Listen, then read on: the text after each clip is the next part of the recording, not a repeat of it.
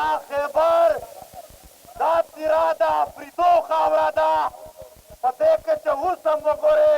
د مغولو او د پرنګیانو ککرې پراتې دي ماتې کړي دي زموږ سره چې جاج جاسۍ کړی دی په تاریخ کې مو د هغې خولې ور ماتې کړي دي موږ سخت ذلیل کړلو سخت برباد کړل پښتانه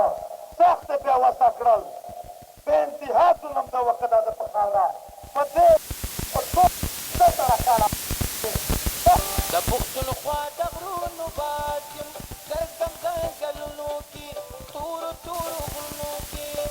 نورو مارغانو باندې وکم چلو عصري بدلون یوه جدي ستونزه ګرځېدلې ده خو موږ لا هم خپل عادتونه نه بدلوو په ځانګړي ډول دا پلاستیکي بوتلونه موږ یې کاروو او بیا یې هر ځای غورځوو بې له دې چې فکر وکړو چې دا به څه وکړي همدا بوتلونه سلګونه کاله په طبیعت کې پاتې کېږي نه خاورې کېږي نه له منځه ځي او زموږ ځمکه ورو ورو خرابوي